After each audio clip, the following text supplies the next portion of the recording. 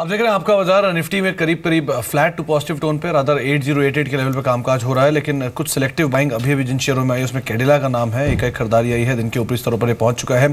Group finance दूसरा नाम है जहां पे खरीदारी देखने को मिल रही है, करीब 3% के आसपास एक स्पाइक है। रादर हाउसिंग फाइनेंस कंपनी से पहले काफी बिक वाली थी, लेकिन अब कुछ बढ़त लोअर लेवल से एटलीस्ट यहाँ पे आते हुए दिखाई पड़ रही है। तो कैडिला आप देख पा रहे हैं 1% ऊपर है, लोअर लेवल से एक अच्छी खरीदारी यहाँ पे आई है। और उसके अलावा ग्रुप फाइनेंस दूसरा नाम है जहां पर 293-94 के स्तरों पर कामकाज हो रहा है, डे हाई पर भी पहुंच चुका है। लाल निशान में भले ही है लेकिन लोअर लेवल से एक अच्छी बाइंग यहाँ पर भी आते हुए दिखाई पड़ी है। चलिए बातचीत करने के लिए हमारे साथ अब मुकुंद हैं जो कि मुंबई से मौजूद हैं। मुकुंद जी नमस्कार। नमस्कार। नमस्कार मुकुंद जी, क्या सवाल है, पूछिए। हाँ, मेरे पास गीतांजलि जेम्स के 4000 शेयर पे at the price of 63.5 okay, और मैं उसको होल्ड कर सकता हूँ अप टू जनवरी, तो आगे बढ़ने के कुछ चांसेस है? ओके, मानस सवाल गीतांजलि जेम्स पर है। 4000 शेयर हैं, 63.50 पे खरीदारी है, 54 रुपये का मौजूदा स्तर है, खरीदारी से रफली 9 रुपये नीचे है, 9.5 रुपये नीचे कामकाज कर रहा है। आप क्या राय रखते हैं, क्या करना चाहिए इन्हें, कंसीडरिंग की काफ़ी गिरावट आ चुकी है already James and jewellery space में, चाहे पीसी ज्वेलर्स हो, टाइटन हो। आपकी राय गीतांजलि जेम्स पर? देखिए लगातार लोअर टॉप्स लोअर बॉटम्स बनते हुए दिख रहे हैं और मैं समझता हूँ स्ट्रक्चर अभी भी काफ़ी वीक है। हालांकि एक सपोर्ट 50 रुपए के आसपास दिखता है क्योंकि वो 200 दिनों का मूविंग एवरेज है, बट अगर ये लेवल ब्रेक होते हैं, 50 रुपए के लेवल्स ब्रेक होते हैं, तो आप ये मान के चल सकते हैं कि कम से कम 41 या 39 के लेवल्स देखने को मिलेंगे।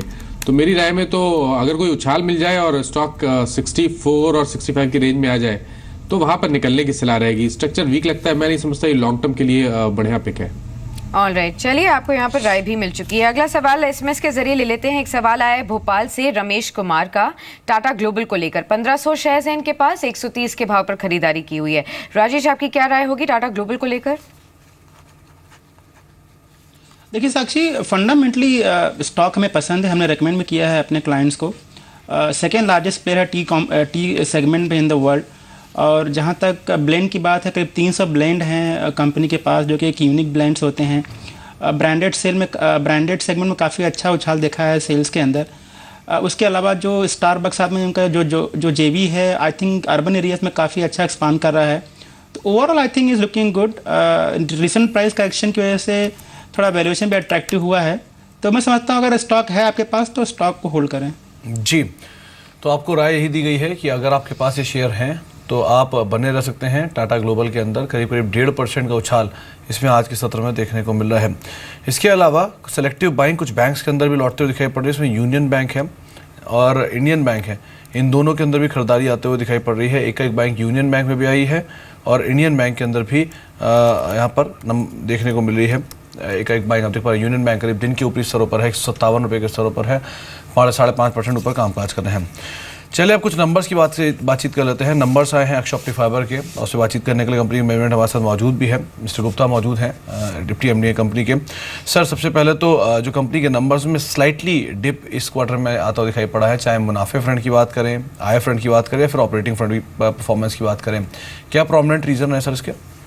हेलो जी मिस्टर गुप्ता। हाँ जी, देखिए जैसा हमने बताया है कि इस क्वार्टर में थोड़ी सेल कम रही है क्योंकि company capacity expansion and upgradation के अंदर थोड़ा सा इन्वॉल्व था। हम तीनों बिजनेसेस में optical fibre cable and FRP में we are going in for upgradation as well as capacity expansion. तो OF and optical fibre cable में अपग्रेडेशन पूरी हो गई थी, जिसकी वजह से थोड़ी प्रोडक्शन कम रही थी, जिसकी वजह से और सेल कम हुई है, और जिसकी वजह से प्रॉफिट थोड़ा कम रहा है इस क्वार्टर में। दूसरा रीज़न ये भी है कि थोड़ा सा because of the increase in capacities we are focusing largely on the global accounts and diversification of the customer base, जिसकी वजह से थोड़ा मार्केट कम्पिटिटिव रहा है और प्रॉफिट के ऊपर थोड़ा सा असर आया है जी। तीसरा रीज़न ये भी है थोड़ा सा रॉ मटेरियल के प्राइसेस, जैसे ऑप्टिकल फाइबर केबल की डिमांड बढ़ रही है, ऑप्टिकल फाइबर के प्राइसेस थोड़े से इंक्रीज हुए हैं during the quarter and which has resulted in the lower profitability. जी बिल्कुल, तो आपने ये रीजंस तो बताए हैं जिसकी वजह से हमने बॉटम लाइन पे कहीं ना कहीं प्रेशर इस क्वार्टर में देखा है, लेकिन क्या सेकंड हाफ ऑफ FY17 की अगर बात करें तो यहाँ से सिग्निफिकेंट इंप्रूवमेंट होने के चांसेस लग रहे हैं?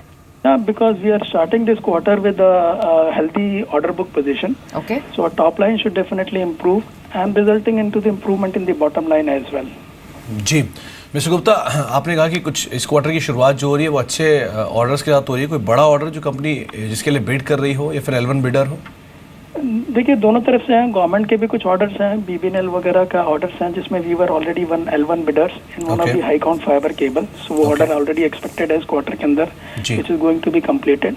बट ओवरऑल कंपनी की स्ट्रैटेजी है, क्योंकि एक्सपोर्ट के ऊपर हमारा ग्रोथ फोकस बहुत ज़्यादा रहा है। अगर आप कंपेयर करेंगे तो विज़ लास्ट ईयर 6 मंथ से we have outgrown in export market tremendously. Last year 6 month के अंदर हमारा एक्सपोर्ट था about 33%, which has grown to almost about 60% during this 6 months. Okay, so we are largely focusing on the export market. ये कितने का order जिसके लिए आप L1 बिडर है सर? हाँ जी, ये कितने का ऑर्डर है टोटल जिसके लिए आप L1 बिडर है?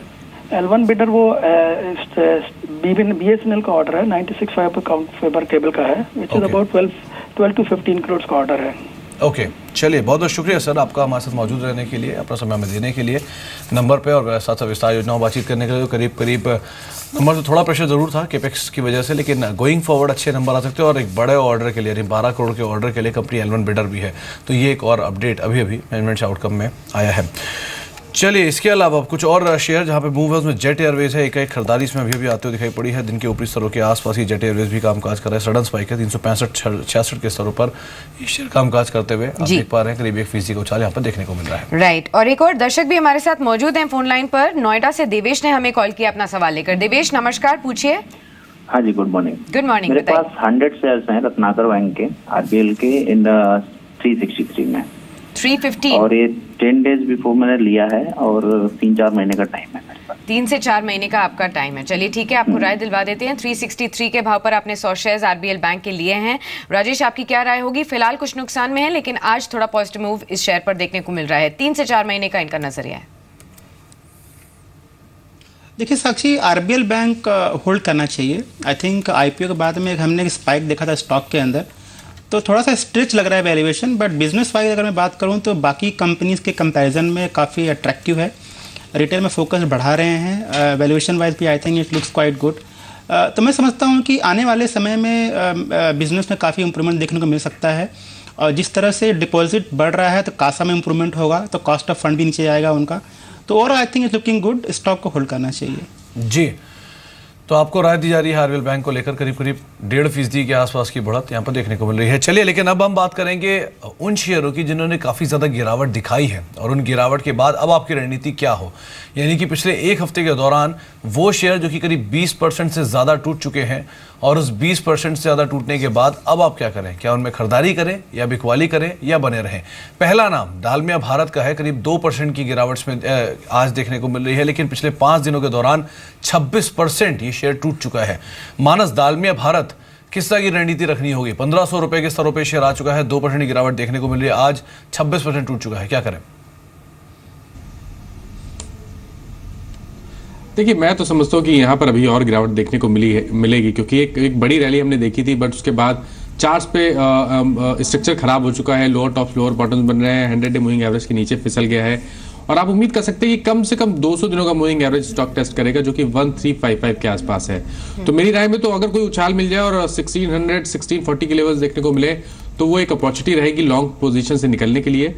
और फिलहाल के लिए फ्रेश लॉन्ग तो मैं समझता हूँ कि अवॉइड करें तो बेहतर रहेगा। ऑलराइट, कोई भी अच्छा उछाल मिले तो आप उसमें अपनी पोजीशन को एग्जिट कर सकते हैं डालमिया भारत में, अगर आपका निवेश है तो। ये आपको राय दी गई है। एक और शेयर के ऊपर बात कर लेते हैं जहां पर जोरदार पिटाई हमने देखी है पिछले एक हफ्ते के अंदर। गॉडफ्री फिलिप्स की हम बात कर रहे हैं। 25% तक ये शेयर गिरा है बीते 5 दिनों में। खासतौर पर देखा जाए, जो खबरें आई थी FDI निवेश हटाने के लिए शायद सरकार आगे मूव कर सकती है, प्रपोजल ला सकती है, उससे सबसे ज्यादा नुकसान गॉडफ्री फिलिप्स का होता हुआ नजर आ रहा है। आज हालांकि काफी अच्छा इंप्रूवमेंट है बीते हुए जो हमने गिरावट देखी है। आपका क्या राय होगी राजेश गॉडफ्री फिलिप्स को लेकर? देखिए साक्षी, गॉडफ्री में ट्रैक नहीं करता तो मेरे पास कोई रेडी व्यू नहीं है, बट आई थिंक डीमोनेटाइजेशन की वजह से कंज्यूमर डिस्क्रिशनरी या कंज्यूमर सेगमेंट में एक स्लोडाउन देखने को मिलेगा। तो I will not be surprise कि स्टॉक शायद यहाँ से और भी नीचे आए इन दिस गॉडफ्री कंपनी। जी, तो हो सकता है कुछ और प्रेशर यहाँ पे एक्सटेंड होता हुआ दिखाई पड़े। आज भले एक पुल बैक है, लेकिन आप इसको इस हिसाब से भी देखिए कि अगर हो सकता है ऊपरी स्तर पर दोबारा कुछ बिकवाली आते हुए दिखाई पड़े। अगला नाम है मन्नापुरम फाइनेंस का। शेयर आज भी 3% नीचे है और 5 दिनों में करीब 25% की गिरावट यहाँ पर देखने को मिल चुकी है। एक तरफा चाल दिखाई थी 30 रुपये चलते हुए शेयर ने और 90 रुपये तक गया। 98 रुपये के स्तर से दोबारा बिकवाली शुरू है। 76 रुपये आ चुका है। मानस क्या राय रखते हैं आप मन्नापुरम फाइनेंस पर? देखिए, मन्नापुरम फाइनेंस में जब हमने 105 रुपए से गिरावट देखी तो स्टॉक ने कहीं ना कहीं 2 दिन पहले 200 दिनों के मूविंग एवरेज पे सपोर्ट लिया, वहां पर बाइंग इंटरेस्ट भी देखने को मिला है। बट रिवर्सल के साइन तो अभी भी नहीं है। रिवर्सल के साइन तभी आएंगे जब स्टॉक 84 के ऊपर क्लोज होगा। मैं समझता हूं कि अगर आपको फ्रेश लॉन्ग बनाना है तो इंतजार करें, 84 के ऊपर फ्रेश लॉन्ग करें। और अगर आपके पास ऑलरेडी लॉन्ग है तो 200 दिनों के मूविंग एवरेज को ध्यान रखें, 70 रुपए। अगर इसके नीचे स्टॉक फिसले तो स्टॉक से निकल जाए तो बेहतर रहेगा। श्योर। एक और शेयर जहां पर जोरदार गिरावट हमने देखी, खासतौर पर इस पूरे ही सेक्टर में गिरावट देखने को मिली, पीसी ज्वेलर्स की हम बात कर रहे हैं, जेम्स एंड ज्वेलरी स्पेस से, जहां पर काफी कमजोरी इस बीते हफ्ते में हमने देखी है। पीसी ज्वेलर्स पर आपकी राय जानना चाहेंगे राजेश। 23% के आसपास की गिरावट हमने देखी और आज भी ये गिरावट एक्सटेंड होते हुए नजर आ रही है, 5-5.5% तक की वीकनेस।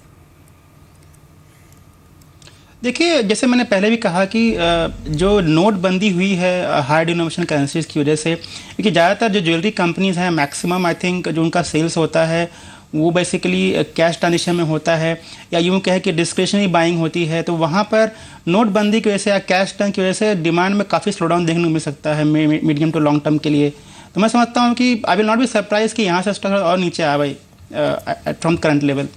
जी, इसके अलावा एक और शेयर मैंने डाली, वो है जेके लक्ष्मी सीमेंट। वैसे तो जेके सीमेंट में भी आज बिकवाली है, लेकिन जेके लक्ष्मी सीमेंट जो कि 5 दिनों में करीब 22% टूट चुका है और अभी भी 3.5% नीचे कामकाज कर रहा है। मानस, इतनी बड़ी गिरावट के बाद सीमेंट स्पेस में जेके सीमेंट कैसा लग रहा है आपको?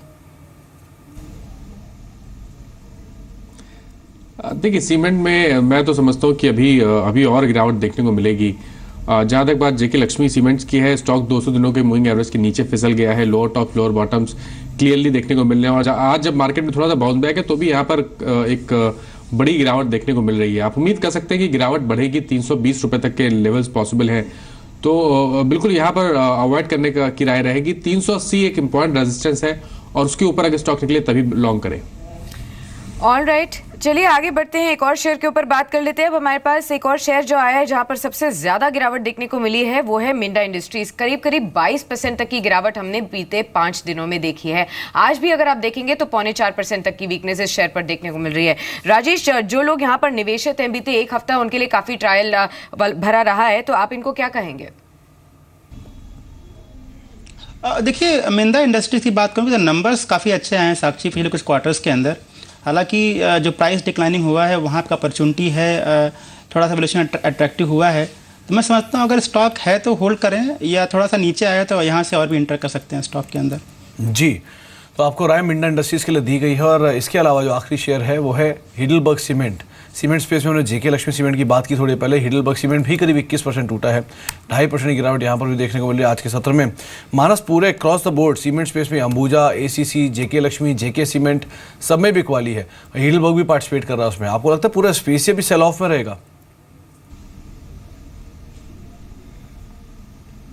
देखिए, एक चीज हमें ध्यान रखनी है कि जो स्टॉक 200 दिनों के मूविंग एवरेज को ब्रेक करके नीचे फिसल गया और वहां पर ट्रेडिंग हो रही है, तो वहां पर अभी आपको बिल्कुल अवॉइड करने की जरूरत है जब तक वापस 200 दिनों के मूविंग एवरेज के ऊपर स्टॉक निकलना है या तो कोई लोअर लेवल पे रिवर्सल के साइन ना दिखे। हिडलबर्ग सीमेंट की जहां तक बात है, मैं समझता हूँ कि गिरावट अभी और बढ़ेगी, 97 तक के स्तर देखने को मिल सकते हैं। तो अगर उछाल मिल जाए तो एक बार एग्जिट करें और अगर आप फ्रेश लॉन्ग लेना चाहते हैं तो इंतजार करें, 114 115 के ऊपर निकले तभी लॉन्ग करें, उससे पहले अवॉइड करने की ही सलाह रहेगी। श्योर, तो अभी आप अवॉइड करके चल सकते हैं इस शेयर को, और अगर 114 115 के लेवल्स आपको मिलते हैं तब आप जाके इस पर लॉन्ग कर सकते हैं।